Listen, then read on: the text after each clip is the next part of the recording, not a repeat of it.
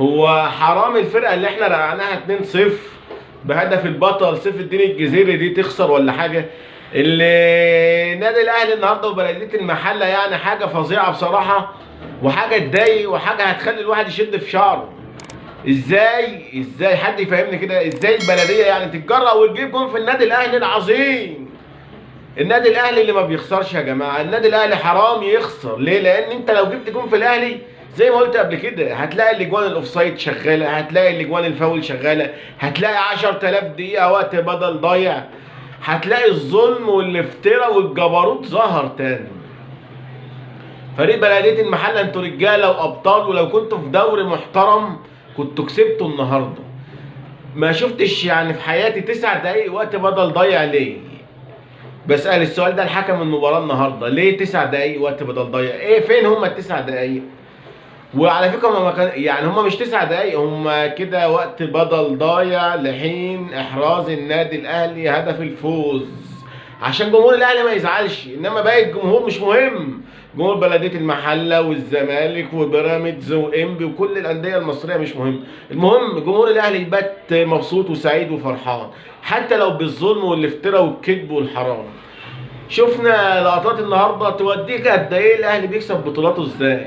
عندك مثلا اللقطه بتاع الكهرباء لما دخل في الجون في الهدف الملغي، فاول صريح وواضح، تسلل وفاول ورايح يسجد. طب يعني انت جايب جون اوف سايد وجون حرام ورايح تسجد؟ لا، وهو بيسجد بيعمل الحكم كده، لا مش اوف سايد مش تسلل.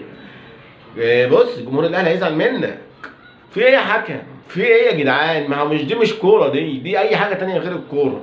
انت عايز تدي الدوري للاهلي، والله من الاول كده اديه للاهلي، مش فارقه معانا قوي يعني. انما ما تبقاش الحكايه كده. وبعد شويه هدف الفوز للنادي الاهلي، تسلل مشكوك فيه. الفار طبعا معروف ان الفار ما بيطلعش لاعب الاهلي مهما عمل، عمره ما هيطلع تسلل في الفار. يقعد يجيب لك الخط كده، لا يجيب الخط كده، بس الاهلي عمر لعيب الاهلي ما هيطلع ان هو متسلل. ليه؟ لان الفار اهلاوي من الاخر كده، والحكام اهلاويه، والاعلام اهلاوي. حاجه غريبه جدا. وفاول على محمود متولي واضحه وصريحه قدام الناس كلها زي المدافع بتاع بلديه المحل. ولكن الاهلي ما بيتحسبش عليه فاولات في اخر دقيقه، لان الاهلي بلس 90 طبعا، عارفين طبعا الاجوان البلس 90 كلها ازاي. يعني لو انا مهاجم في الاهلي سهل عليا ان انا اجيب جون، هاجي جاي زي الجون زي المدافع، وكده كده مش هتحسب عليا فاول. او اقف في التسلل لواحد ان شاء الله من نص الملعب وبرده مش هتحسب عليا تسلل. ليه؟ لان الاهلي ده حكامه معاه، ومفيش خوف على الاهلي طبعا طول ما اللاعب رقم 12 موجود معاه الحكام والمساعدين والفار والاعلام. طبعا بقى الاهلاويه هيخشوا يقول لك انت زملكاوي متعصب وزملكاوي مش عارف ايه. انا بقول الحق ولو على رقبتي. اخواتي الزملكاويه ما تنسوش تدعمونا في الفيديو بلايك في الفيديو واشتراك في القناه وشيروا فيديوهاتنا عشان توصل لاكبر عدد من المشتركين والمشاهدين. وبنقول للنادي الاهلي حرام حرام حرام، 3 نقط حرام، وربنا مش هيبارك فيهم.